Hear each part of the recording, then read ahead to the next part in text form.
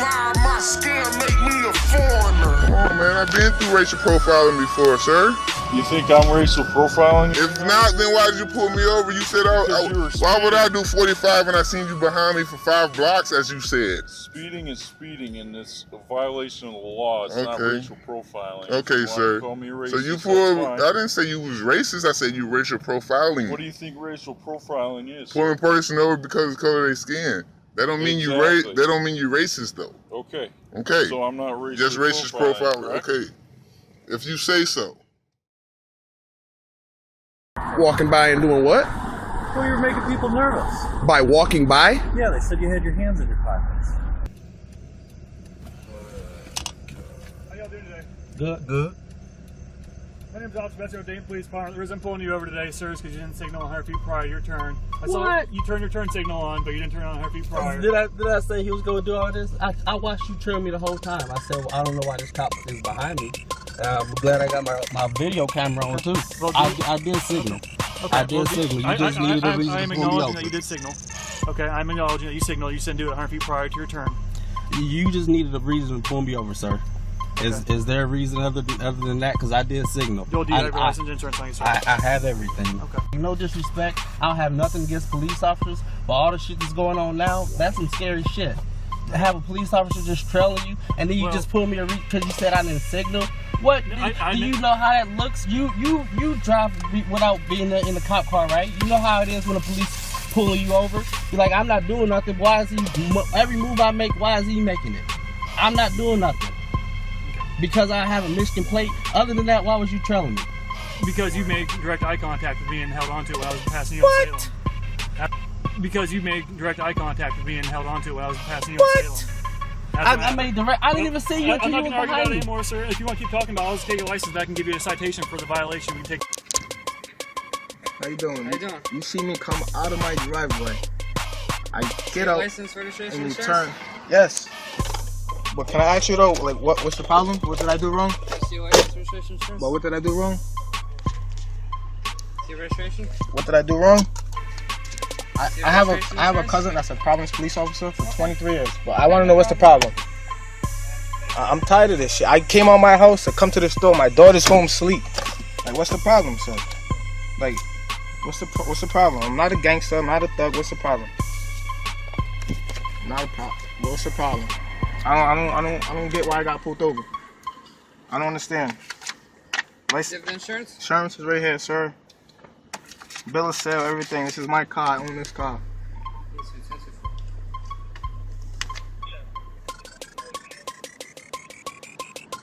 I don't understand. You have that. You can't have this obstructing your view. What? Come on. Are you serious? Yeah, I'm serious. For my... Yeah, you can't have that there. For my air fresheners. Yeah, I can't have this here. That else. is crazy. That's the reason why you pulled me over? Yep. You're bored. I can tell you're bored. Have a good day, man. Have a good day, sir. You got these, give me information. So I'm getting off work, right? You see I work at Subway. And I'm coming to CVS. I'm walking across the street. And this guy gonna pull me over and I'm walking. Not even fucking driving. What the fuck going on, man? It's 24 right now. Pleasant Grove, Alabama, man. 35127. What's the word, dude? You stopped and told me. Hey, I'm gonna give you just No. You stopped and told me. I'm gonna give you just a little bit for you. Don't walk like that. And I said, okay. No, I said get on across the road. You're about to come to a standstill. And when you told me that, I was already at the gas station. When I get right here, you walk back out in the edge of the road. That's a fucking sidewalk. Why am I supposed to walk on the grass? If it ain't no fucking sidewalk in fucking Alabama, what am I supposed to do about that? Why you stop me? Tell me why you stop me. Tell me why you stop me. I can come out and talk to you anytime I want to. You can do whatever the fuck you want to do. This ain't a traffic stop. I know, because I ain't fucking driving. I'm walking. But 100 years later, the Negro still is not free. 100 years later, the life of the Negro is still sadly crippled by the manacles of segregation and the chains of discrimination.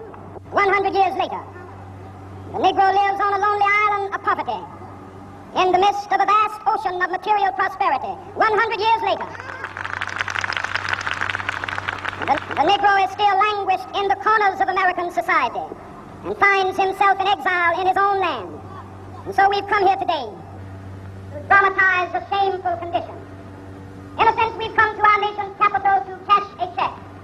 When the architects of our republic wrote the magnificent words of the Constitution and the Declaration of Independence, they were signing a promissory note to which every American was to fall heir. This note was a promise that all men, yes, black men as well as white men, would be guaranteed the unalienable rights of life, liberty, and the pursuit of happiness. It is obvious today that America has defaulted on this promissory note insofar as her citizens of color are concerned. Instead of honoring this sacred obligation, America has given the Negro people a bad check, a check which has come back marked insufficient funds.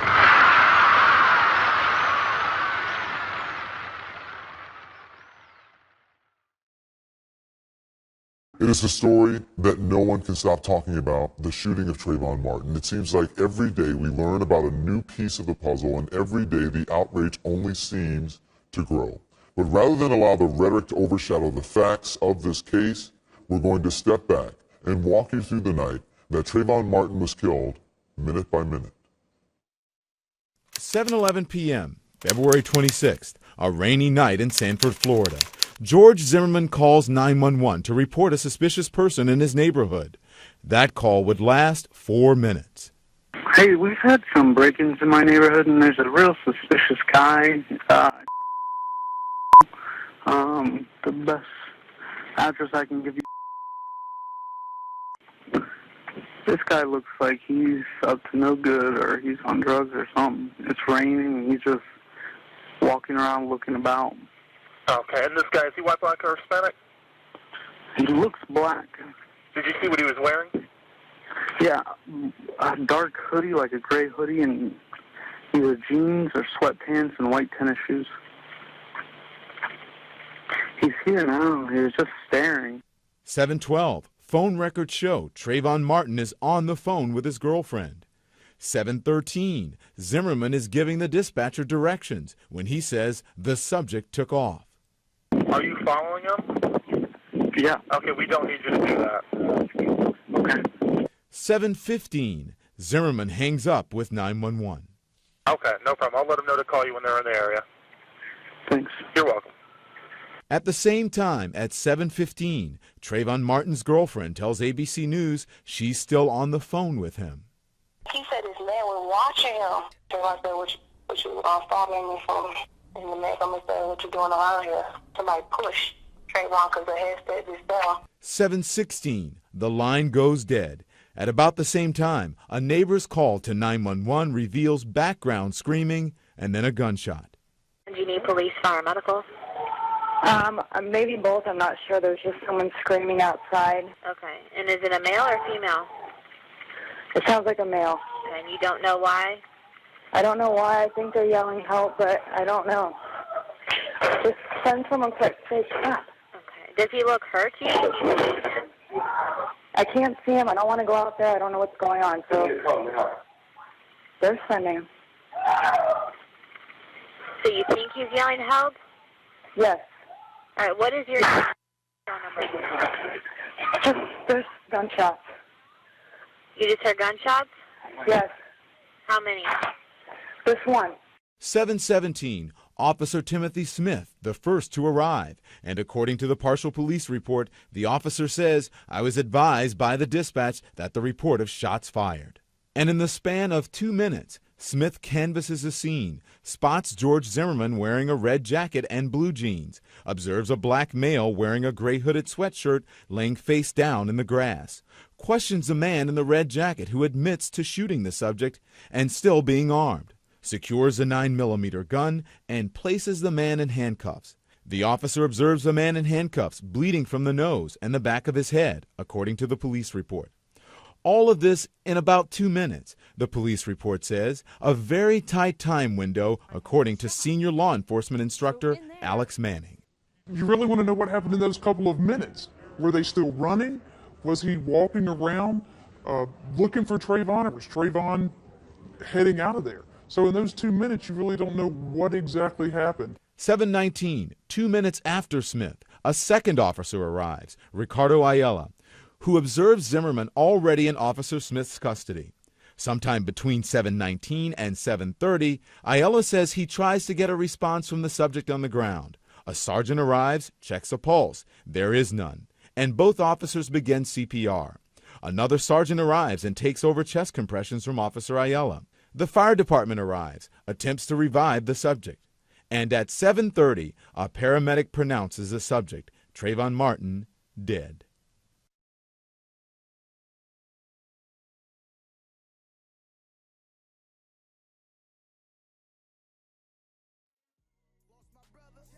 When Trayvon Martin was first shot, I said that this could have been my son. Another way of saying that is Trayvon Martin could have been me 35 years ago. And when you think about why, in the African American community at least,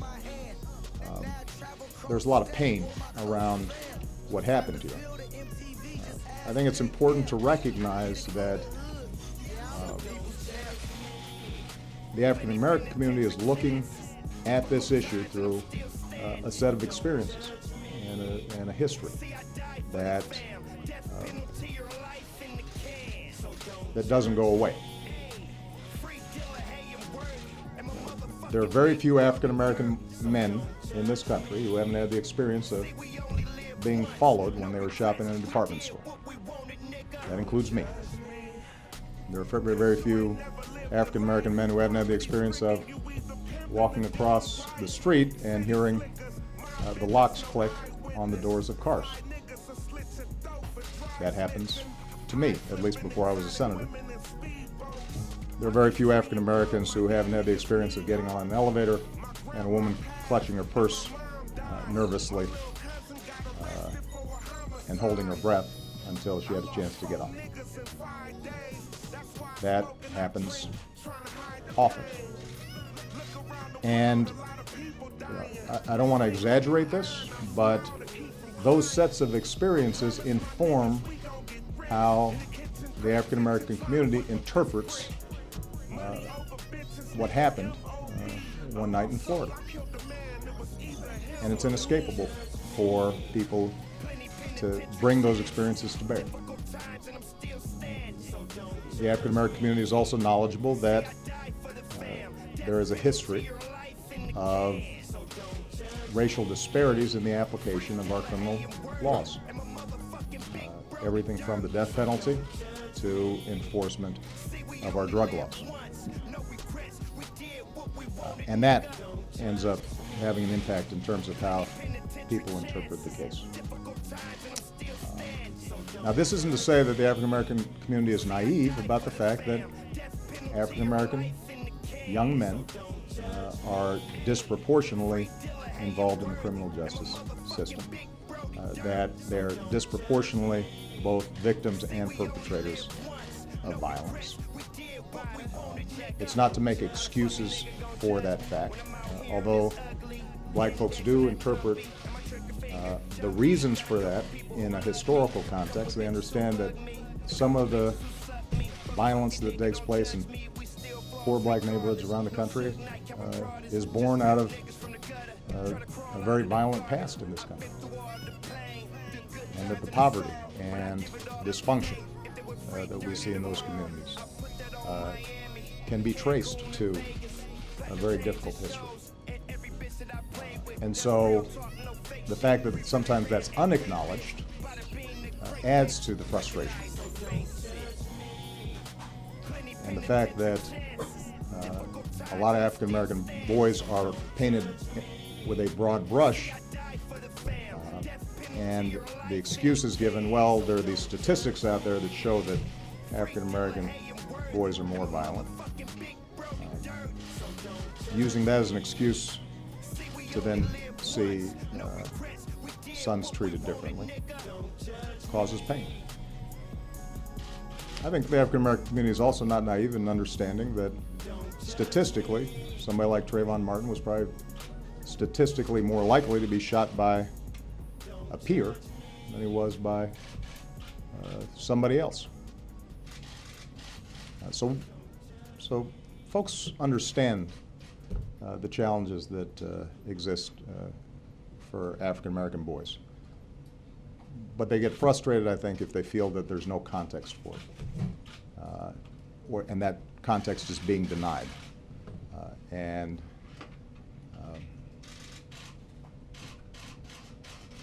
that all contributes, I think, to a sense that if a white male teen was involved in the same kind of scenario, that from top to bottom, both the outcome and the aftermath might have been different.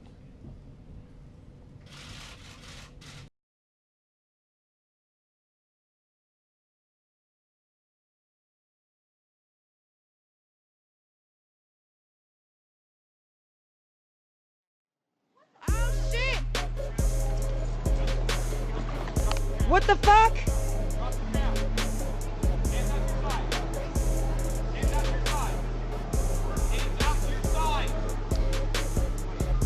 Car 1708, 1763. Officer has guns drawn on two black men who were just walking down the street on Broadway and 15th outside of Awaken Cafe.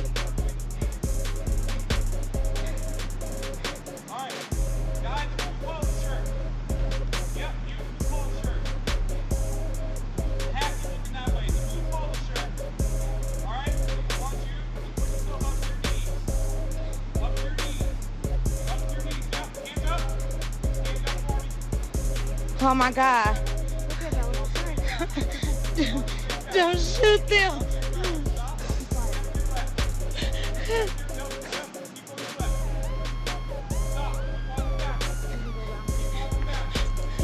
Connected to your Wi-Fi cord.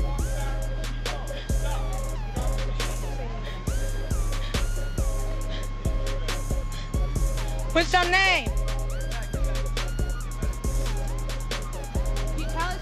What's your name?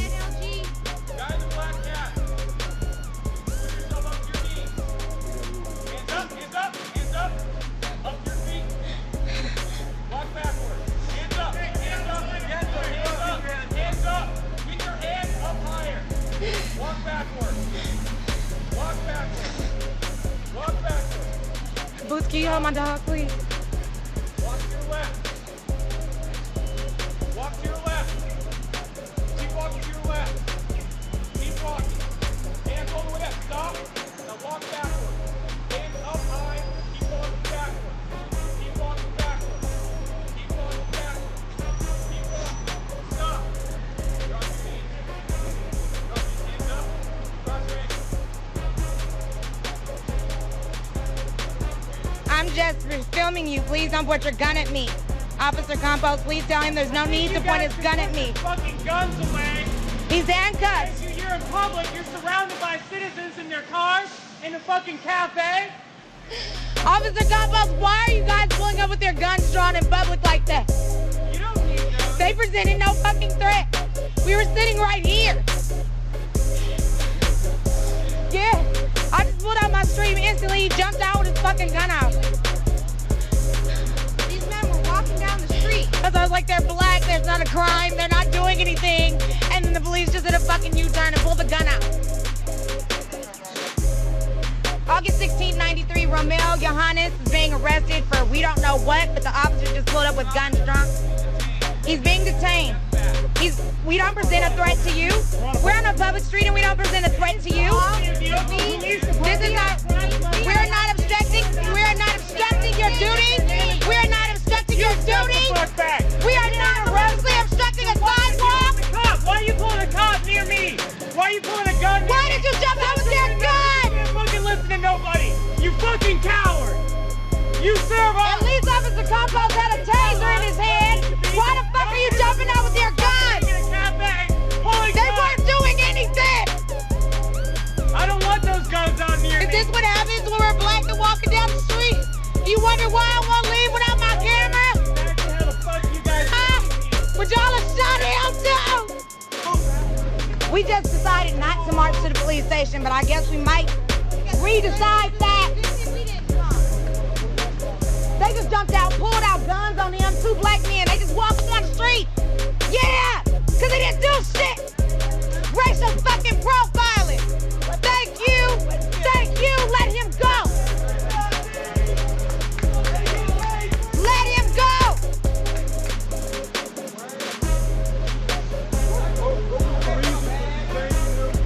Because the black people, why?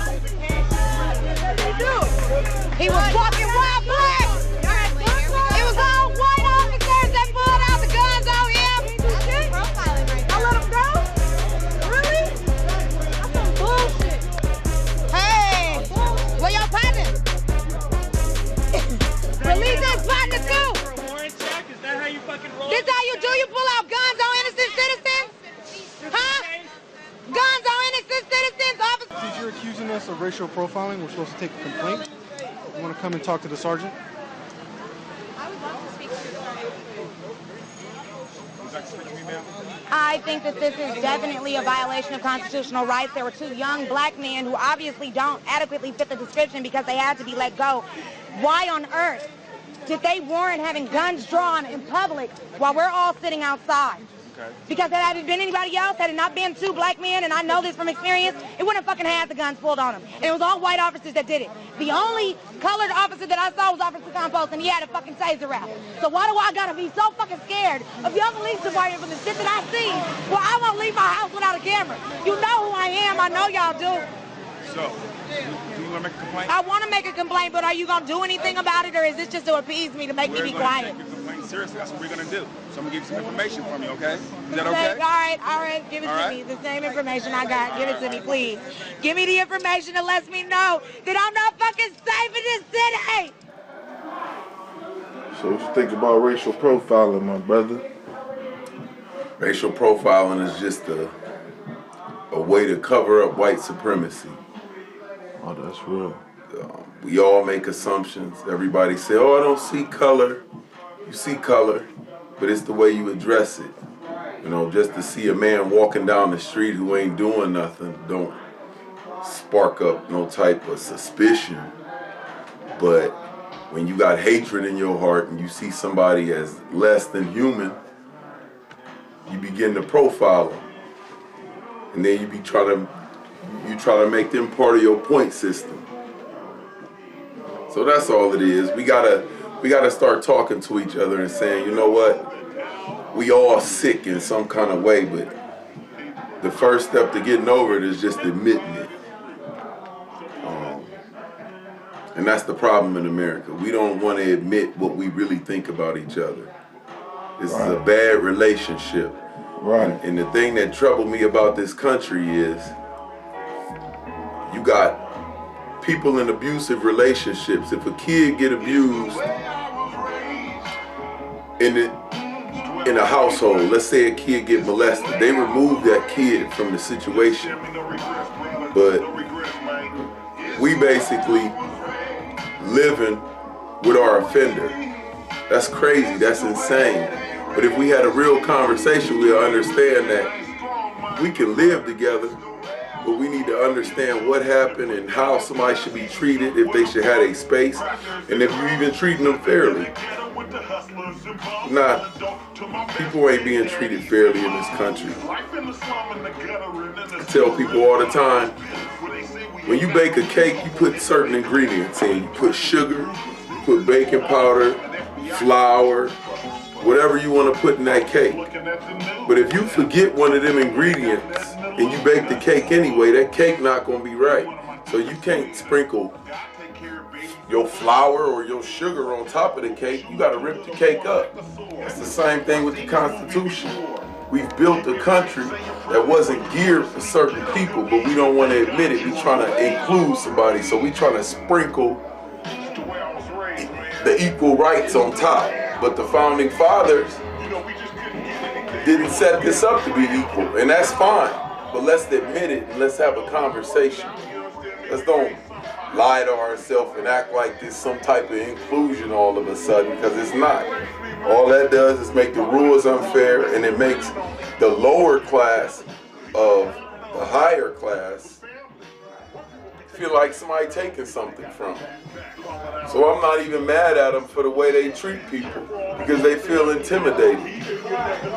And who wouldn't? Everybody want to be on top. That's another thing. We sit around and as black people we act like we gonna be on top, or no, anybody on top don't give up their spot. That's stupid. But it take a real conversation to understand that. I don't expect them to give up their spot. I don't even expect them to treat us fairly. What I do expect is we have a conversation and we go back to the table and say, you know what? Perhaps this wasn't built for you and we ain't really trying to build it for you. How can we fix this situation? So that's my perspective on that. Everything is just backwards, and it is not going to move forward until we address how this was built, why it was built. Other than that, you're just creating a society of a second class, and it don't make sense. Because nobody is going to live second class. All these teens out here, if you don't give them nothing to look forward to, what do you expect them to do? If something grow up without a purpose, what do you expect them to do? The difference between a human being and an animal is an animal work off instinct. So when they don't eat for taste, when they get hungry, they eat instinctively. When it's time to mate, they do it instinctively. People don't do that. We make our own decisions, but we lower ourselves to beast when we just looking at people like animals almost instinctively. It's time for an evolution of not only this country, but human beings. Human beings are very primitive human beings. If you look, you don't see animals. You don't see a polar bear attacking a brown bear because of his fur. It's ridiculous. But we do it because we really primitive. And until we really to admit that and try to evolve, it's the same thing all over again.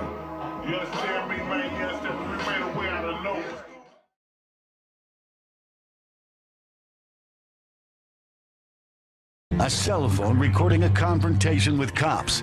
One man seen with his hands up. I'm asking the officer, I said, sir, please don't shoot me. Please do not shoot me just like that. And he couldn't believe what happened next. When he hit me, I'm like, I still got my hands in the air. I said, you know, I just got shot. Tonight, police under fire. Well, despite having his arms in the air, the victim was still shot by officers. He says his nightmare did not end there. 7's Brian Enton is live with this exclusive from North Miami Police, where some are demanding answers this evening. Brian? Belkis, not only does this man say he was shot while he was just doing his job, helping his autistic patient, but he says after police mistakenly shot him, they left him on the ground bleeding and handcuffed him.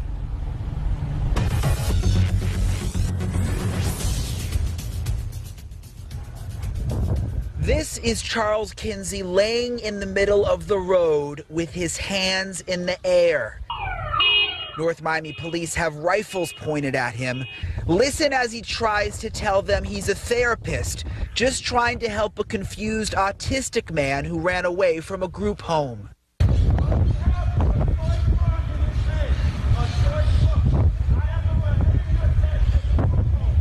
Charles remembers the moments before he got shot. I'm going to the ground just like this here with my hands up. And I'm laying down here just like this. And I'm telling him again, sir, it's no need for firearm. I'm unarmed. He's an autistic guy. He had a toy truck in his hand. He pleads with officers to back down and also tries to calm down his patient.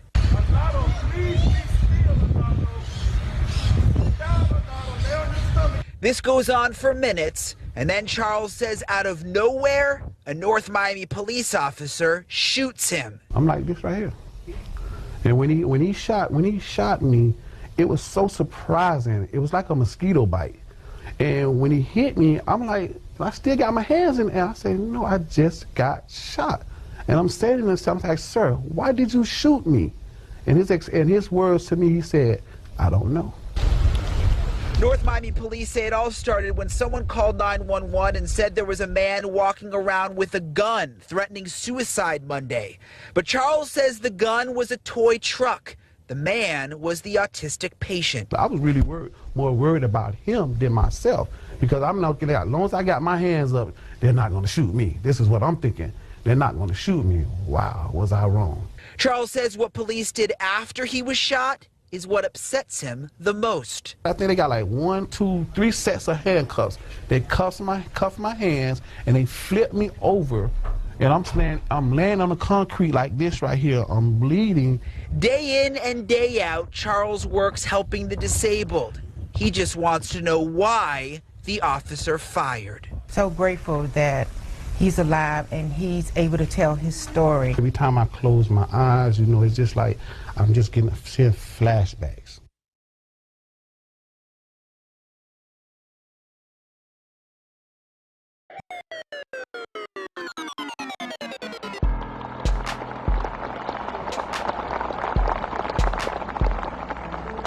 So even though we face the difficulties of today and tomorrow, I still have a dream.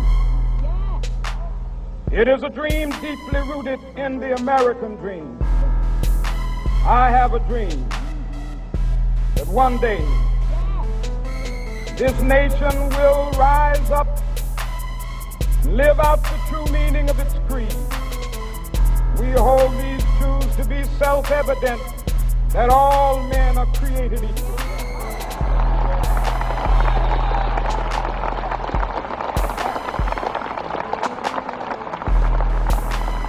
I have a dream that one day on the red hills of Georgia, the sons of former slaves and the sons of former slave owners will be able to sit down together at the table of brotherhood. I have a dream that one day, even the state of Mississippi, a state sweltering with the heat of injustice, sweltering with the heat of oppression, will be transformed into an oasis of freedom and justice. I have a dream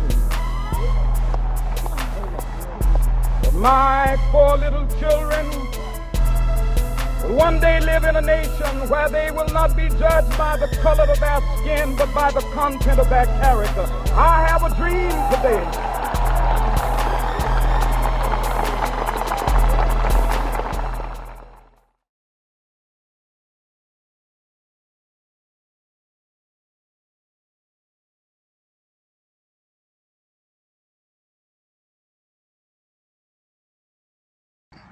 So here it is, y'all. I'm in my car. Lady pulled me over talking about I didn't have a front license plate. Not only did I go way beyond her, the 2 more cars come between us, and I was over in the other lane. And she pulled, both of them moved to the side just to pull me over to say I did not have a front license plate. Now, when she came to the car, she asked, did you have a driver's license? I said, yes. I have to look for it, though. It's in my glove department. She said, no, I don't know what you're reaching for. Do not reach for it. Okay. So she's like, just give me your name. I gave her my name. Then she asked me my number. I said, what you need my number for? And she said, well, they told me to have it. So then, after all this, she said, do you have insurance? I said, yes, I have insurance. She said, then she said, okay, do you have? I said, okay, I have to reach for that as well. Let me grab it. She said, no, I don't know what you're reaching for. Do not grab it. Just tell me who it's through. So then I told her it's through State Farm. So then she come back, I'm only giving you a $10 ticket for not having proof of insurance. What? I got proof of insurance. You told me not to reach for it because you scared of me. Now I have my do-rag on, granted, because I'm trying to keep my waves nice, but that ain't got nothing to do with her. The reason for you to do your job is me to reach for something. Then she come to the car and I said, you told me not to reach for it. She said, yeah, because I don't want anybody reaching for things around me. Now here's my conclusion. It's not just anybody. She don't want me reaching for things because I'm a black man, so she don't want me to reach for anything. So then she go back and she said, you know what, I was only going to get a $10 ticket. Now I'm going to get another ticket. Well, now from this point on, I'm already mad, so do whatever it is you got to do. Do whatever it is you got to do to give me a ticket. Do whatever it is you got to do, because I'm not worried. I ain't do nothing wrong. It's just the fact that cops are racist, and a lot of people is ignorant to it. This is called racism. I got racial profile because I'm a black man driving a nice vehicle that they didn't even think I had insurance. So when I reach to show you my proof of insurance, you get scared. and you just assume I don't have any. As if I'm lying. What I'm gonna reach for? I reach for a football? I'm gonna reach for one of my books? Huh? What I'm gonna reach for? Ain't nothing else in my car. You can see my back seat. The whole point is that I'm a black man and you want to pull me over because you're racist. Now you sitting here wasting my time. I got things to do. We've been here for probably over 20 minutes right now, just sitting here. She ain't got nothing better to do. You gonna pull me over for a front license plate. Granted, y'all, I live on the other side of town. I mean, I just drove through the whole downtown right next to the police station, drove past 15 other cops. And now I'm getting pulled over because I ain't got this. And this is the racist cop that just giving me a ticket because of the fact that I ain't got a front license plate. And I got insurance that she did not want me to reach for. And I have license that she did not want me to reach for because she's scared of me. Because I'm a black man and she's very scared. This is the kind of cop that'll shoot you, right here. This is the kind of cop that will shoot you. You have a court date. Yeah, you can give me my ticket, ma'am. Go. $63. Oh, I ain't worried about it. Money is no problem with me. I don't have any problem. You got anything else for me? Have your index finger? You're not touching my finger. No, you're not. You had the chance to get my license. No, you asked me not to grab it. All over for it. What do you mean reaching all? This is my car. Yes. What am I gonna reach for? A Bible? My books? What am I gonna reach for? What am I gonna reach for? Look at my car. You are very afraid. You should not be a cop. You cannot do this job. You are not good at what you do. You are very afraid. I will not give you my index finger. I'm terribly sorry. Do whatever you call more people. I'm scared. I feel offended. No, I feel offended. No. The back license plate No. off of it. I am scared. I don't have to take off my cover. You lost your dang on mind. I don't have to take off the cover off my license plate. They ain't nothing but a tent. You can see through it perfectly. Well, it's still illegal in the state of Wisconsin. It's not illegal because this is not the first time I've been pulled over. It's not illegal. And matter of fact, I'm not giving you my index finger. Do whatever you got to do. Call somebody else if you need to. You ain't getting it. It ain't going to happen. Plain and simple. You have a good day, sir. You do have a great day. Racist as you can possibly be. Thank you so much for coming because they didn't think you were gonna come. Right? They want to give me a tent like I give a fuck about some motherfucking tent.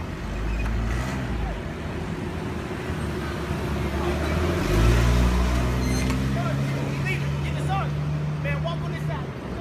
Get the sergeant, man. That's the big badass.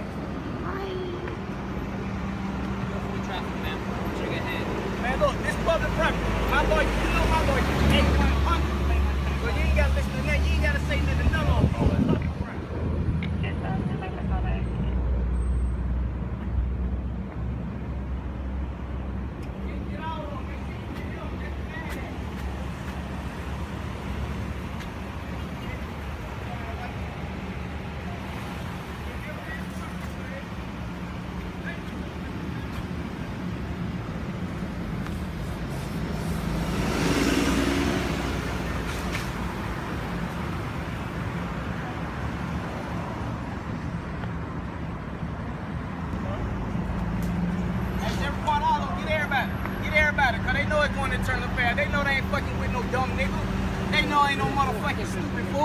Right, and they thought I was racist, and then they see an Asian pull up. What are you waiting on? Huh?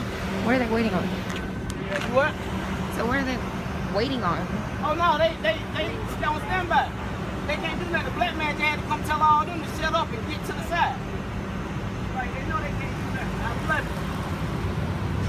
Right, they can't even do nothing for me stepping on my own car. Look, I can step on my own car.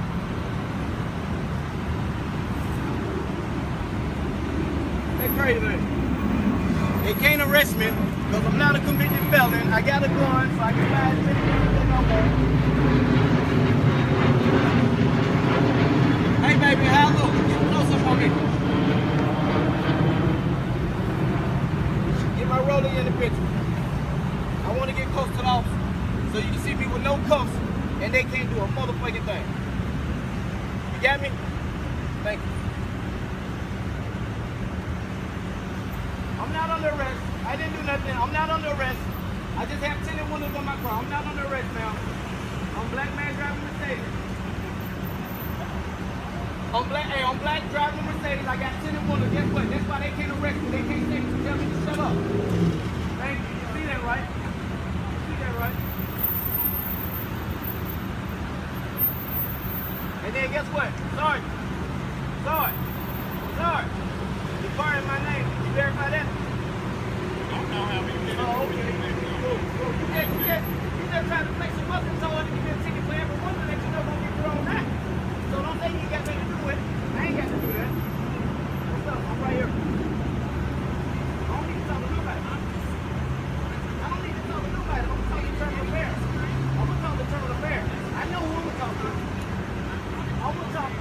what? You'll get my notice on your desk. I guarantee you. And if you don't get it from me, you'll get it from my lawyer. But guess what?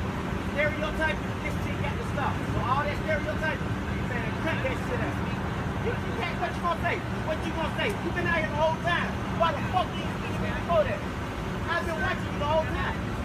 Man, record her. I ain't got nothing else to say. Thank you. Give me my ticket so I can go. If you hurry up and give me my ticket, then I would have had nothing to say. You gotta write 6 tickets for me. I don't write 10 on. It don't take all that long to write them. All right. Man, give my goddamn ticket so I can go. Like, you mad? Believe me, I really do. I'm be honest with you. I really do want you to go. I really do. Mad because you can't lock me up. Why would I want to lock you? Why the fuck you pull me over there? Why the fuck pull me over there? What? Right, why pull me over? Right, why pull me over? Niggas getting killed. Niggas getting robbed. Shit going on. Why the fuck you fucking with me? So guess who killing? Guess who killing? I hope you got this on tape.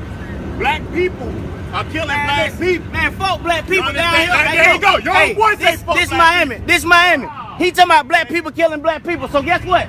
Basically, he trying to say I'm one of the motherfuckers killing. So you got to pull me over.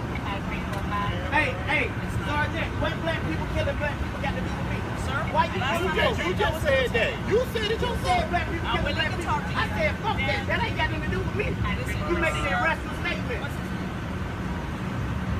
Man, look, make sure you record these officers. Cause get what? While they out there supposed to be fighting crime, they ain't got shit going on. You got 6, 7 officers ain't doing the motherfucking thing. They can that. This is Miami Police Department. Now they on first 48 every goddamn day. Every day. They on first 48 every day. But this what they doing, a normal traffic stop.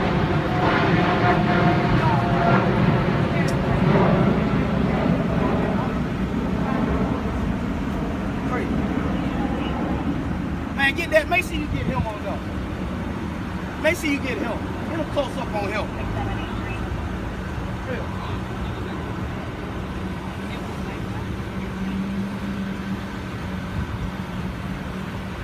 Alright, Sergeant. You the sergeant, right? Let's go real slow. I want lieutenant. You the lieutenant. I want every last person name out here. I want every last person name. Talk to me. You've been out here rolling up. Ma'am, I done seen you right here for about 30 minutes. I just got here 5 minutes ago. Babe, look, I guarantee you she's on your footage. You tell me why there's so many officers out here for no traffic stop. Break it down. You'd like to talk to me? Come on close, babe. Come close. Tell me why there's so many officers on a normal traffic stop. Now he just said black people killing black people. What they got to do with me? I ain't killing shit. Man, fuck you. I'm not talking to you. Listen to me. If you're not going to listen and you're not going to lower your voice, I'm not going to speak to you. It's simple as that because I'm being respectful. You tell me why all these police officers on the normal traffic stop supposed to be killing them. Break it down. What? Because I'm a nigga? Break it down. Break it down. That's it. I got 10 and 1, so you got 8 officers on me right now. Sir, do you see your Get the computer fuck right now? out of here. Okay. She's almost done with you. So go ahead and take it to You need to hurry up. Let me get my ticket. You finished? My trunk. Yeah, she's got to put the gun away. Man, hurry up. Put my gun in my trunk, baby. Come on, put my gun in my trunk. I ain't got to sit down. I'm not letting you get it. Stop getting me, DCT. Let me put the gun in the trunk. Put the gun in the trunk. Yeah, you can give it to my girl. I ain't got to sit down. Mr. Smith, do me a favor. Go up to the front of your car and wait right there. She's going to bring you the ticket. And then you be on your way. Man, record Just all so this you know shit, it's baby. on recording. The gun's on the left, the magazine fully loaded. And do not set my trunk. Okay? Do not set my Saw trunk. that. Press the button. Press the button. Then I just say press the fucking button. You ain't gonna make this. My trunk go to late. You press my fucking button. Fuck out my car. You got no more people. Have a good day, sir. I'm gone. Have a good day, man. Hey, fuck all y'all.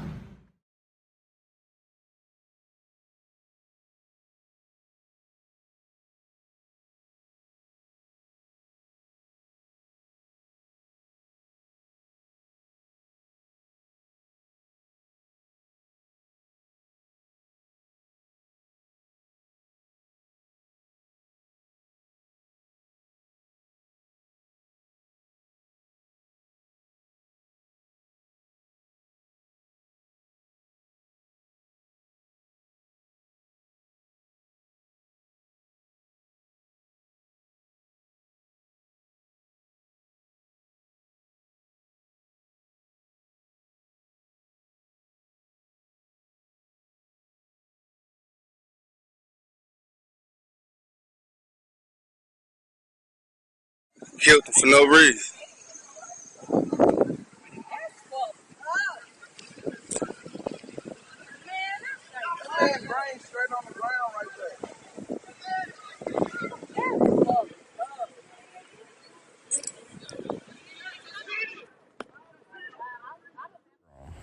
Within the 2 minutes in the bedroom, I heard an altercation outside. And what did you hear?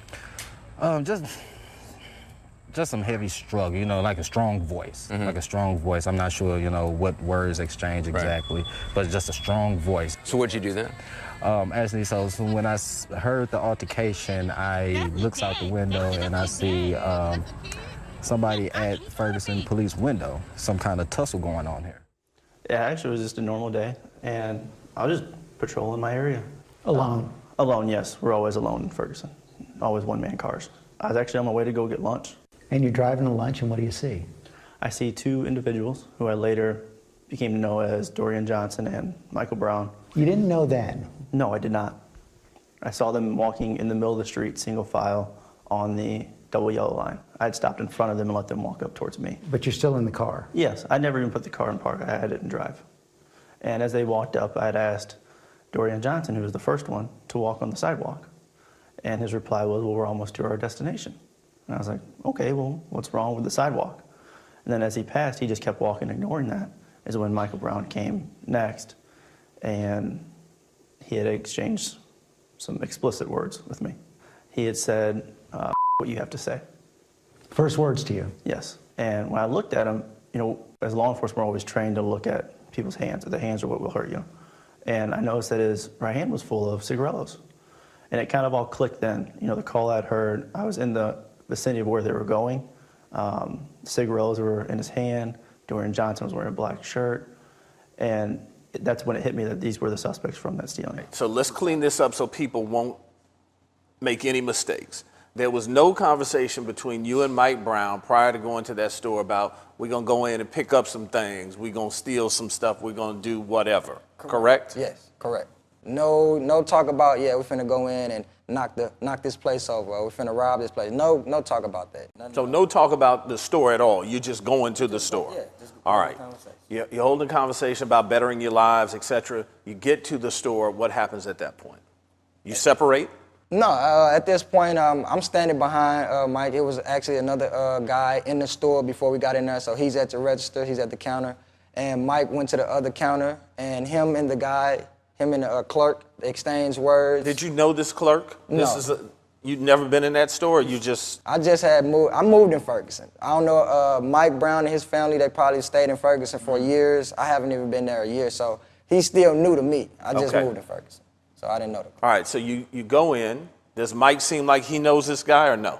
It appeared to me that they knew each other. The conversation that they was having, he looked like he knew him to me, so I didn't really get into that conversation. I kind of stepped back just to get him a little space. All right, let's get to the point that everybody wants to know.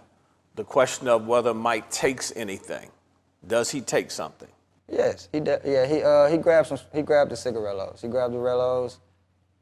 I don't know why, because I'm not a psychic. I couldn't read your mind sitting in front of me, so I definitely couldn't read his mind, and it happened. So he takes the Tipperillos, and the clerk says, what, hey, got to pay for those? What ensues at that point, and what do you do? Actually, the clerk never said anything. The clerk never said you had to pay for anything. The clerk didn't say anything. He was just, he tried to stop him. He walked around and tried to stop, but he didn't. He didn't touch Mike. He didn't do anything. So when you say he tries to stop him, what does he do? He just puts his arm on the door. He just put one of his arm on the door, and the guy's smaller than me. He just put his arm on the door, and then. So he's a little man. He's a little man. Okay. So when Mike opened the door, it wasn't like, he just opened the door. His hand's little over mine. Mike's a big gentleman, so just opened the door. Not real thrustful, not real, and the guy kind of No, but I mean, let's be honest. Yeah. He's taking these without payment, whether it's thrustful or not. Yeah. He just takes it. Yeah, exactly. Okay. And so the guy kind of, he didn't never pick the guy up how they made it seem. He never picked the guy up off his feet or anything like that. He kind of just. Let's be honest. He probably just looks at the dude like, what you gonna do? Yeah. I'm leaving. Stir down, basically. Right. Let's take it to when the incident occurs. You're in the street. Police officer drives by you first. How does that, what happens there? What we talking about, from Canfield or West Florissant? The first initial passing of the patrol car. All right, West Florissant coming out of the store, crossing back across the street. It was an initial patrol car on McDonald's lot. They was right there coming out, so I know they saw us. They definitely saw the cigarellos. I don't know if he put the call out yet, but that patrol car didn't stop us. And continuing to walk down West Florissant, you know, we saw another patrol car. I saw the patrol car ride past us.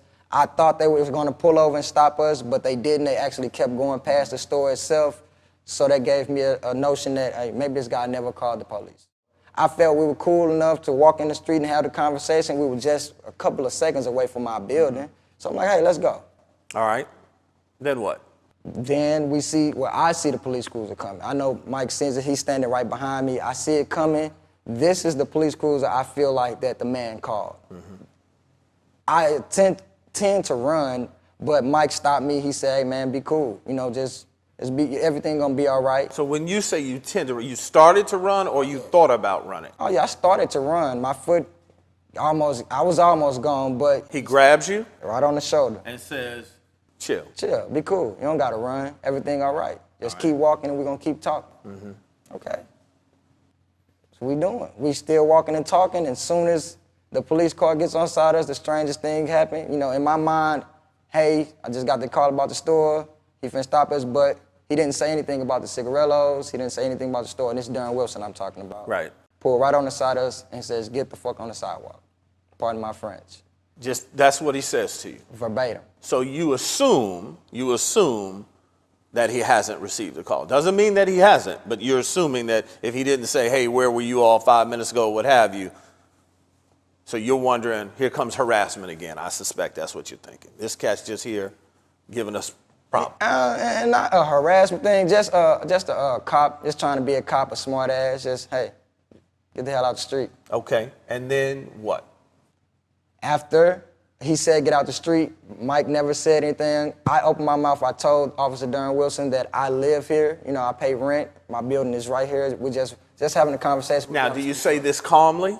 Oh yes, very calmly. At this time, I didn't feel.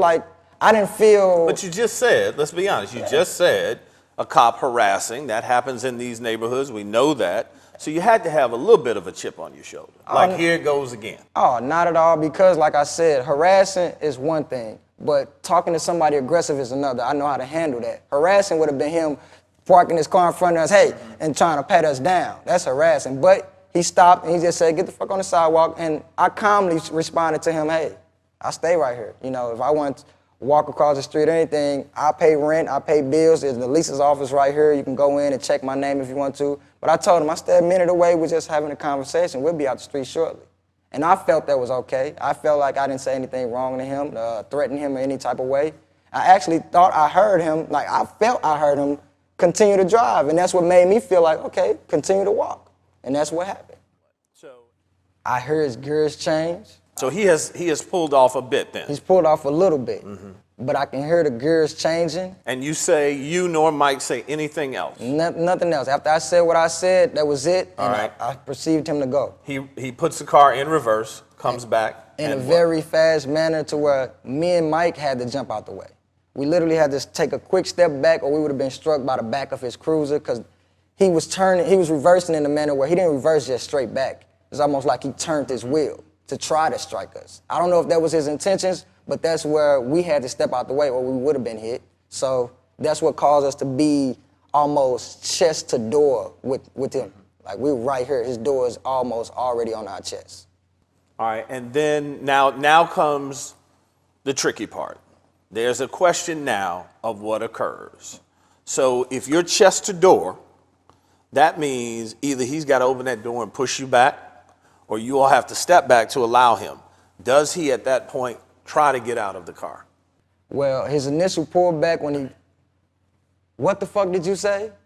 That's the next thing that came out of his mouth. And that threw me in a shock mode because I felt like me and you just talked. I said everything that I needed to say clearly, and I thought you understood. And your claim is we said nothing else after that. Nothing else. Right. Mike, I know for a fact Mike never said anything at this point because I was the one talking.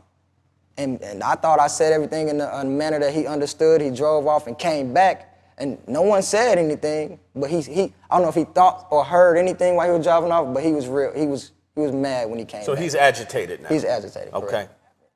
But at that time, that's when he tried to open his door. But again, we were so close, it did nothing but ricochet. And Mike is a big guy, so majority of the door hit him. A slight of the door hit my arm, but it bounced and ricocheted back on him. All right. At that time, he got more aggravated. His arm came right out the window, like almost simultaneously with the door closing back. The door closed back, Darren Wilson's arm come out the window, and it grabbed Mike around his throat, but slid down to his shirt collar. So now he's just holding on to his shirt collar, saying, "What the hell did you say?" All right, so let's stop right there. Like I said, it was some kind of tussle going on. He also had a friend also. He runs on the side of the car because all of a sudden they just takes off running. After the tussle, right? They just takes off running. Now, did you know Mike Brown? No. Okay. No, I seen him. I seen him, around or whatever. So. But it was Mike Brown in the vehicle. Yes. If I'm in a vehicle, I got a big dude who's heavier than I am when I get out of this car. If I'm trying to grab his neck and slide down, that's a bad position for me as a cop. Correct. I'm sitting, you're standing, you weigh more than me anyway, and I'm just hanging on to you with one arm, and probably my left arm. So if he's not left-handed, then I'm already on my weak arm on that. That's what you're saying has occurred. Correct. All right, and then what happens? Because now the question is, does Mike now go into the vehicle, going after him, trying to, if nothing else, clear that arm, or he's pissed off now and I'm coming to get you, or does the cop now advance? In your mind, what happened? Oh, no, definitely not in my mind, because I was standing right there the whole time when me and Mike is shoulder to shoulder still, while Darren Wilson has his hand on his shirt, his collar. So at this time, Mike, his hands are filled, because he has the cigarillos, so he puts his hand, one hand at the top of the cruiser and the other hand in the front to push away. Mm-hmm. So now he's pushing away, but he's also saying, leave us alone, leave us the fuck alone. We're not doing anything. We're not doing anything, leave us alone. And he's pushing off the car while Darren Wilson's pulling in. And that's why it was strange to me, because it's like, he's not trying to get back out his car. He never tried to reopen the door. It's like he's trying to pull Mike Brown. He's very big, and he's trying to pull him through this small window. So I'm standing right there as he's pulling him towards the small window. Mike's pushing away. Of course, the cruiser's rocking, because they're both, they're grown men. Well, Darren Wilson being grown and Mike being a young adult. They're, back and forth. So it wasn't a wrestle. It wasn't a Mike jumped in the window. It wasn't anything like that, just a tug of war. And it was just spiraling Now, down. what are you doing at this point? I'm standing in shock, because, I grew up in Walnut Park, so I've seen a little bit of police have to use a little bit more force to get somebody. So I've known that, but in Ferguson, I don't take the community of kids in Ferguson to be that. You don't have to do that with them. Not with these kids, because they're not that bad. They're not bad at all to me, to where you have to use that type of force with them. All right, so how do we get from that situation, push back, pull in, so at some point that's got to break. It breaks, and what happens? It didn't break, because the whole time Darren Wilson, he never let go. He never let go of Mike. Mike, he's trying his hardest to get away. He's not grabbed. He never once grabbed Darren, and that was even more odd to me. He never once grabbed Darren Wilson by the arm and just kind of yanked him off. He's using a police cruiser to try to push away, but Darren Wilson had a nice grip. He never let go. He never let go until he started saying something. And when I figured out what he said. Who started saying? Darren Wilson. And he said what? I'll shoot. And by this time, his gun is out already. Whatever he had was out, but I was looking at Mike Brown almost to tell him to, hey. So, all right, let's get to that point. There are going to be people to say that you want me to buy, if he didn't already have the gun out on a seat, that this cat is holding you, struggling, and I'm still going and getting my gun. Yeah. That's what you're saying occurred? Oh, yeah. Could you see inside of the cruiser? I definitely Did he get a gun out of a holster? Was it on the seat? I didn't see. I seen him grab down and pull it. So whether it was in his holster or just laying all around the while fighting Mike Brown. I saw with my eyes. Mike Brown never got into this window to get on the right side, because because I can do it the same way. So people gonna tell me that Mike Brown, this big man, climbed in this window over Darren Wilson and grabbed his gun? It doesn't make any sense. It makes more sense that Darren Wilson was getting a little, and he pulled the gun out. Mike is not afraid. He's making it clear, hey, I'm not afraid of your gun, I'm not afraid, but... You say he's making it clear by what? The fact that he's saying, there. Yeah, he's saying he didn't take off a run, and then he couldn't anyway. Darren Wilson still had it. But by that, I want to make sure we're clear. When you say he's not afraid, in other words, he's not backing down. He's not stepping away because he sees the gun. Oh, no, and if he couldn't, I mean, he couldn't anyway. Darren Wilson still had it. All right, so then he's not becoming less aggressive. And I wouldn't put it in that word, I mean, that term exactly. It's just like he's not letting the gun make it seem like we were doing anything wrong. So he's just basically saying, we're not doing anything, and, you know, I'm not afraid of your damn gun. We're not doing anything. But just that. Somebody has a gun out. You say, I ain't afraid of your damn gun, and that means I'm not backing down. Yeah, I mean, yeah, basically. And with that, it was almost like I'm looking at Mike, because in my head, it's a taser. I didn't see it was a gun until I looked directly at the barrel. Gun comes out. Now, what happens? What happens between this tussle and when they separate? How does that occur? That occurs because with Darren Wilson bringing the gun out, he said, I'll shoot. He started to say it a second time, and the gun went off. He shot the gun. It definitely hit Mike. Where I couldn't tell you because I was in shock of the gun just going off in my face. I can see the fire coming out the barrel. My legs didn't want to move, but my body was trying to get out the way. I've been shot. I mean, I've been hit by a stray bullet before. You know, getting off the school bus one day after football practice. So I know how hot metal feels. Right. My body was tensing up because I see that he has the gun. So I'm trying to get out the way, but I couldn't move my feet. So you hear the gunshot first. Do you see that Mike is now either pulling back? I mean, you can tell he's been hit. Oh, yes. Yes. After that shot, the blood, I don't know where the blood came from, but I definitely see blood splatter down Mike Brown. I see the blood. I'm in shock. That's when Darren Wilson let go. That was the only time he let go. When that shot went off, it's almost like, oh, damn. He was aggressive in his manner. Yeah. You say, cigarillos in his hand. Did you have any sense that he might be armed? I did not know. I had no idea. Got on the radio and I asked for assistance. What happens next? I backed up because they kept walking, ignored everything I had said. You're still in the car? I'm still in the car. I then put the car in reverse and I backed up just past them and kind of blocked the street and them off. And so you're kind of in the middle of the street like this? Yeah, it was like if the street's this way, my car was angled that way. Mm-hmm. It kind of blocked them from escaping and it just kind of provided a little security for everybody. And I'd gone to open the door and get out of the car. And when I did so, as I was opening the door, I said, hey, come here for a minute. And that's when he turned and said, what the are you going to do about it? And slammed my door shut on me. Slam the door shut? Yes. So you're trying to get out, he slams the door shut? Yes. And? Again, taken aback because I've never been trapped in my car, I used my door to try and push him back and yell at him to get back. And again, he just pushed the door shut and just stares at me. So you're staring each other down? Yeah, he stares at me and he's like almost over top of me. It looked like he was trying to intimidate me. And as I look back at him, all of a sudden, punches start flying. He threw the first punch? Yes. He threw the first one and hit me in the left side of my face. Because, you know, some of the witnesses have said that they saw you trying to pull him into the car. Yeah, first I'm actually going to go to two eyewitnesses to the shooting, Don, because we have those with us, Piaget Crenshaw and Tiffany Mitchell. What I saw was when the cop and Michael were, like, wrestling through the window. It looked as if Michael was pushing off and the cop was trying to pull him in. Then the cop shot a fire through the window. Michael breaks away and he starts running away from the officer. The officer gets out of his vehicle and pursues Michael as he's shooting his weapon. Michael jerks his body as if he was hit. Then he turns around, faces the officer, and puts his hands up.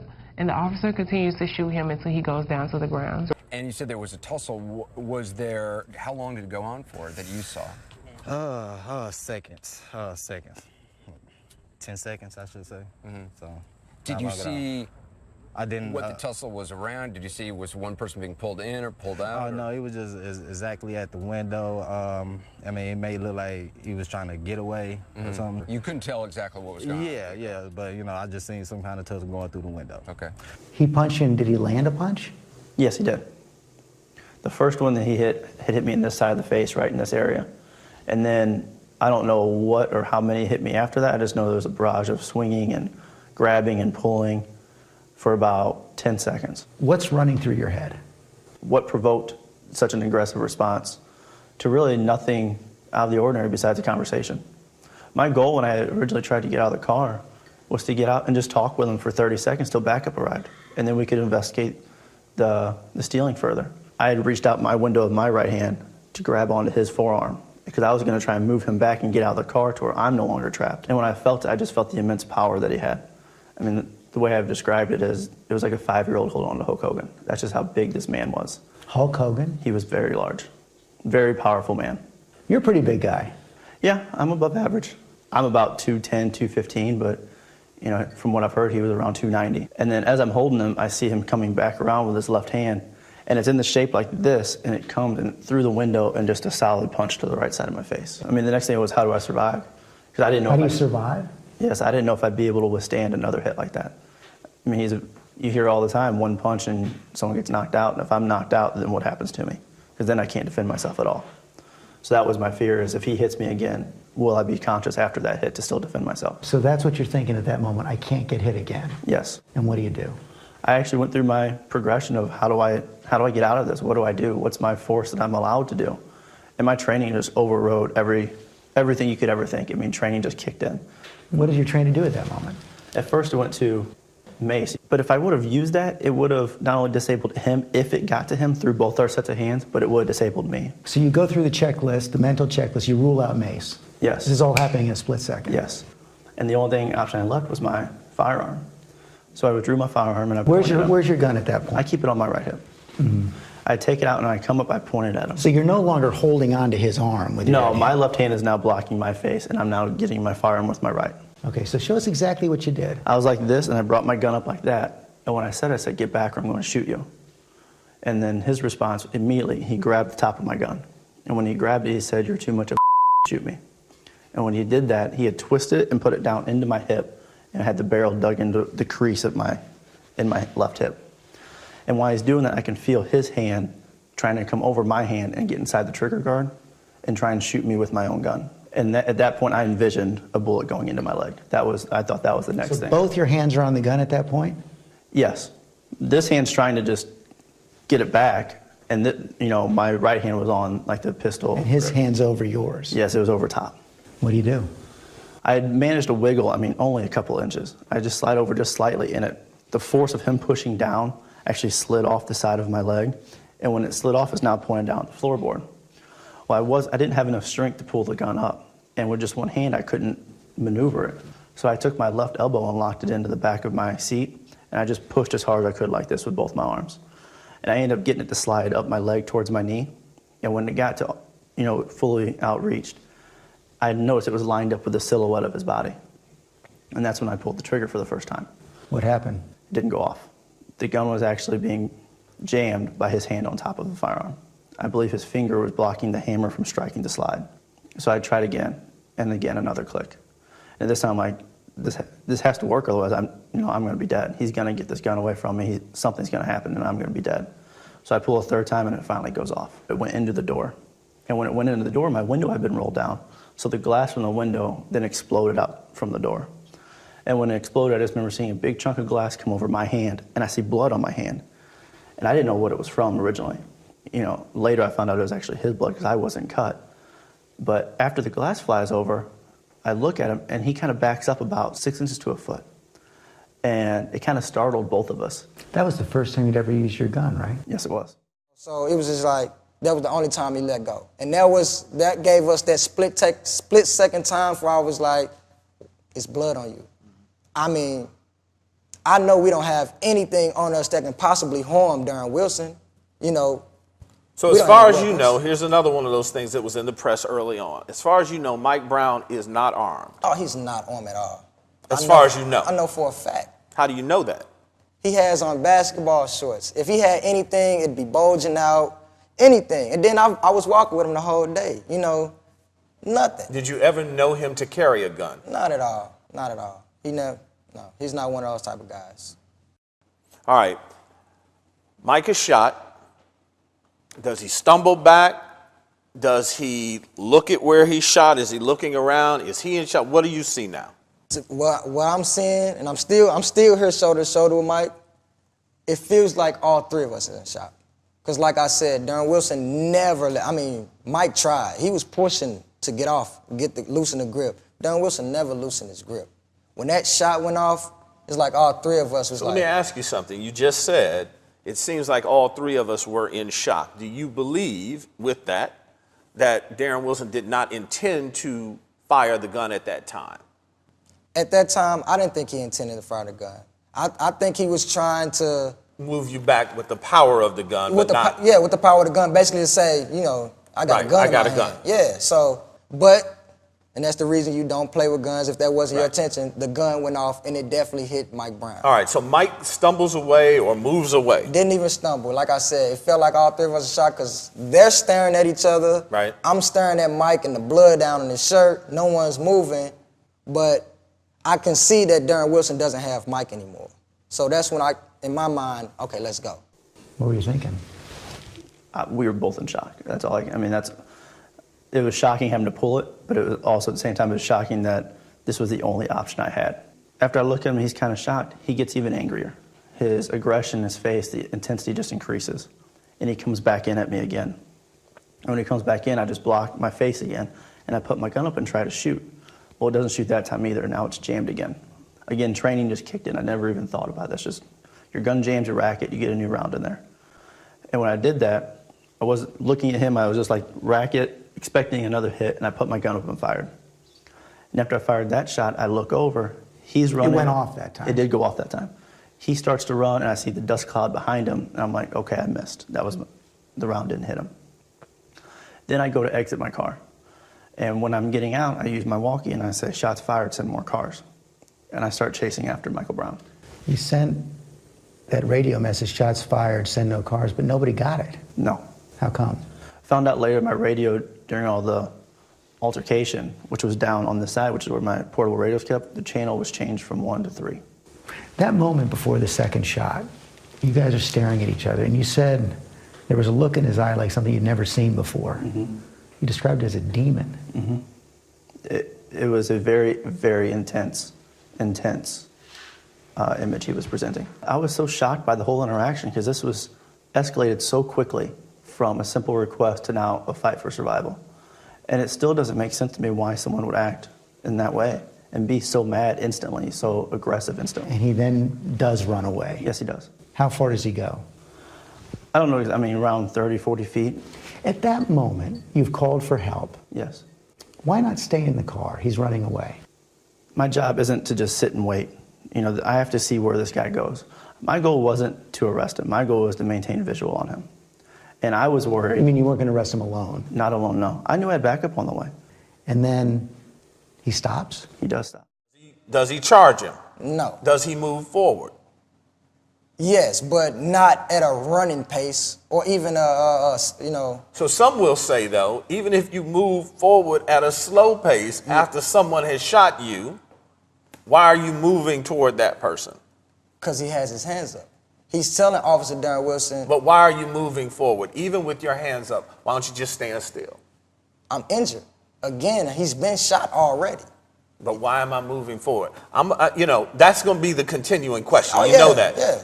Okay, I'm hit. Yeah. I'm probably frightened, but I don't know why I'm moving toward the guy that just shot me. Again, shock, emotion, all of these come into play with what was going on. So what you saw, you never saw any menacing behavior from Mike Brown in terms of moving aggressively, moving forward, moving fast. Correct. No. In that manner toward this police officer. How many feet between them? In the situation, I'm trying to make sure that I'm out of harm's way, so I didn't have time to pull out my tape measure and be like, granted, but were they this close? Were they 10 feet away? Give me an estimate. Again, if I say this close to 10 feet, somebody gonna be like, well, we took the tape measure out here and it wasn't 10 feet, so I don't want to say exactly Were they close enough to grab one another? No, they wasn't that close, not at all. They wasn't even close enough to where, they were close enough to where Darren Wilson could have said something and maybe Mike Brown heard it, but Mike was saying something. He was saying, I don't have a gun. He says to him, I don't have a gun, I'm not armed. He says that? I don't have a gun. But he's saying it he's saying it angrily because he shot already. And I don't blame him one. Right. You know, he shot for no. So essentially he's saying it like, why'd you shoot me? I don't have a gun. Why you shooting me? Why you shooting at us? I don't have a fucking gun. You know, I don't have and he's trying to say it again. It's over, the ripple. Boom, boom, boom, boom, boom, boom, boom. He's shooting him some more.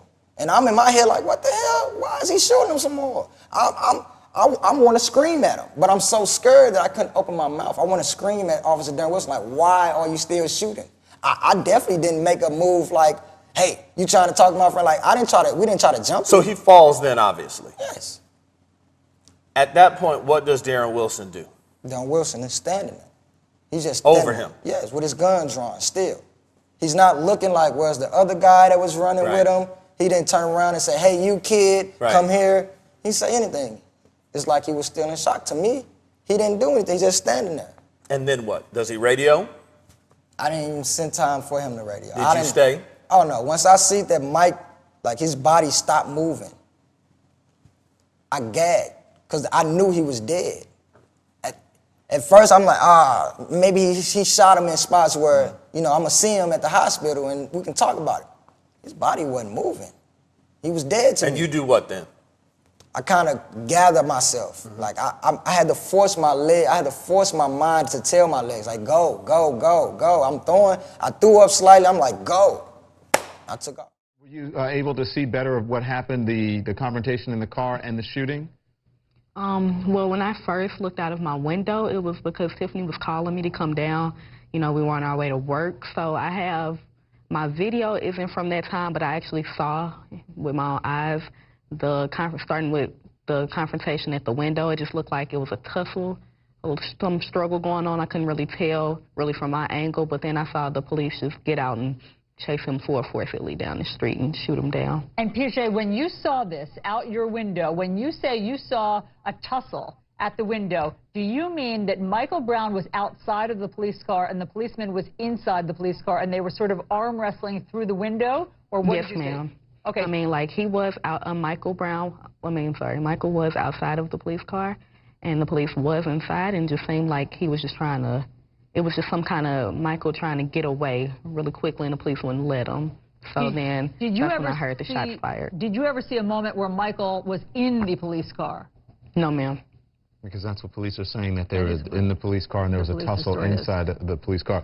And at no time, and I know that you weren't there from the very beginning, Piaget, or Tiffany, but at no time did you see Michael Brown in the car? No, not at all. At all. And in your estimation, he was trying to get away. Go ahead. Don, one other important thing that perhaps these young ladies aren't saying is there was if you look at the video, there was a good deal of distance between where the officer fired at Michael Brown and, where he was hit and where the officer was. I mean, he was, I think, well away from the officer, is my understanding from looking at the video and talking to those He was young really ladies. far away from the vehicle whenever the fatal shot was fired. Piaget, did you ever see a moment where it looked as if Michael Brown was reaching for the officer's gun? No, I couldn't see that closely from my balcony. I could actually see the opposite side of the car, but he was outside of the car, and it just looked like a struggle was going on. And the police actually shot kind of carelessly. They shot my neighbor's building that was on the opposite side of the police car, and they then later came and removed that bullet. So anybody could have been standing right there. Everybody. Live from Ferguson. They just killed this nigga for no reason. For no fucking reason. That'll make no motherfucking sense. Ain't nobody safe over this motherfucker. I'm finna move. I'm breaking my motherfucking lease. Fuck this. They straight killed that boy for no motherfucking reason. She talking about some fireworks. I heard not this time of the day. When no fireworks this early. I'm in the bathroom in the shower. You not finna What he do? What dude do? I'm a do you see a gun? Do you see a knife? Do you see anything that would have caused a threat to these motherfucking police officers? They shot that boy because they wanted to shoot that boy. Why? Hold on. What? Wait a minute. They just killed dude. In the middle of the motherfucking street. That's why they killed me. That's why What's up, Steve? they ain't have no reason. That's why they asked me in popping. You can't even be black and walk around this motherfucking neighborhood no more. Boy, you ain't doing shit. He just up out of them people's house, so why you do that? Because we gonna go out together. Hey, he dead as a motherfucker. Mama. Dead body in the street. Ferguson clown killed this nigga for no reason. Joining you with breaking news from Ferguson, Missouri. Tonight, frustration still palpable. Demonstrations here and around the country. And strong reaction to Officer Darren Wilson's first public comments. That white police officer who shot and killed that black teenager, 18-year-old Michael Brown. Bitter words from Brown's mother following the grand jury's decision not to charge him.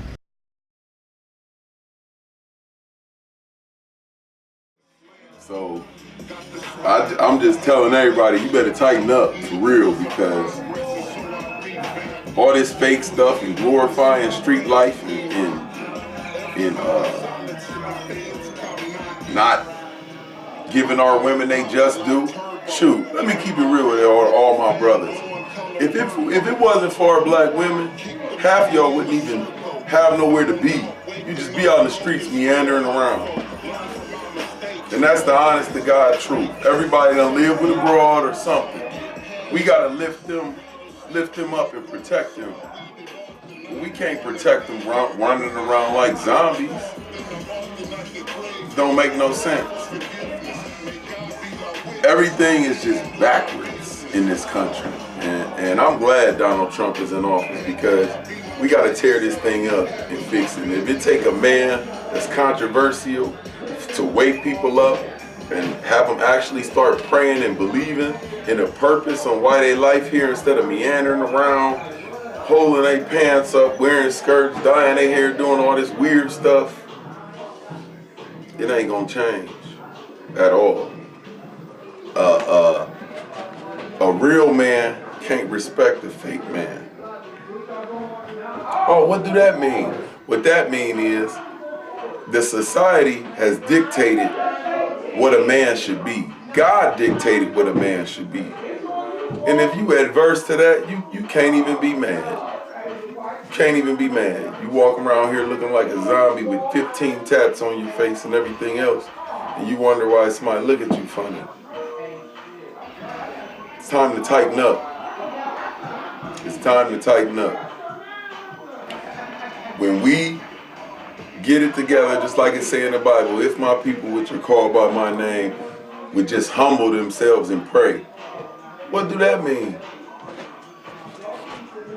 We unhumble.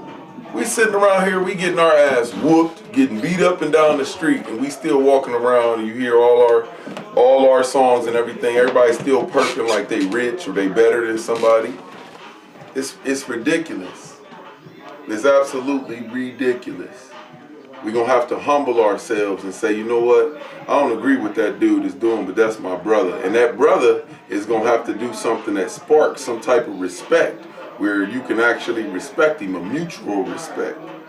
We walking around with our chest out like we some kind of gorilla, and we not handling our business. We not. We are absolutely not handling our business whatsoever. You got grown men who fathers that you can't tell who the father or the kid is. Not because of the age, because of the way they carry themselves. You want respect? Respect yourself first. Everybody talk about, Black Lives Matter. I agree. Well, why you say that? Because we the only ones getting killed. That's common sense.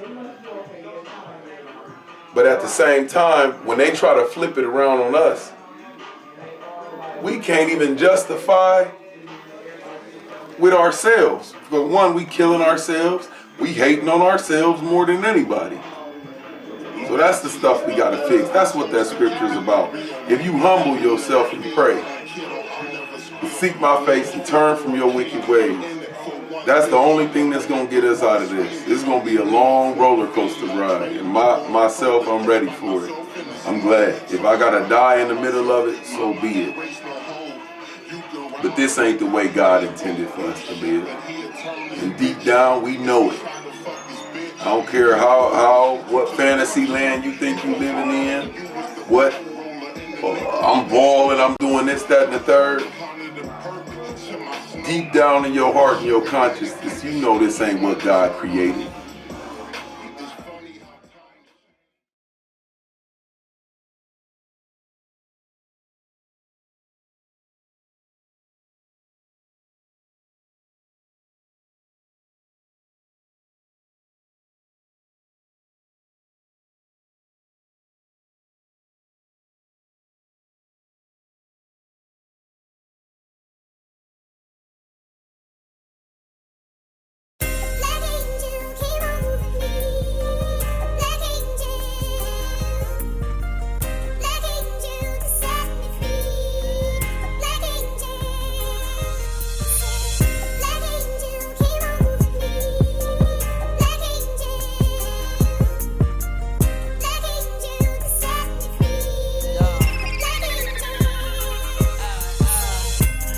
God, but I swear I go to war. Any sin that I commit, he will forgive me for.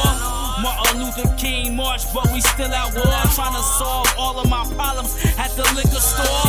I went to church, seen a lady catch the Holy Ghost. It's crazy, I ain't feel nothing when the reverend spoke. Will I go to hell or no? For selling dope? That's a question I never know. Till then, I'm still grinding with the pack. And I've been riding dirty, probably never get my license back. Real life, what inspired me to write this rap. You ain't gotta like it, just know that I'm reciting facts. Trying to free my soul and achieve my goals. Trying to leave the streets, it's hard to quit the life. I'm praying to God, I know that I ain't living right.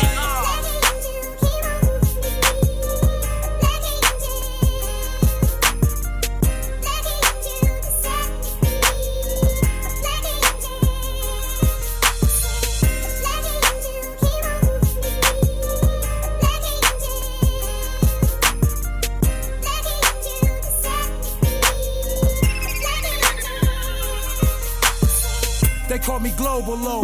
I hug the plug as far as White Coastal go. Did numbers at the local store. Took jabs at Summers, blow for blow. V9 is the set I claim. On a brick wall in the project, sketch my name.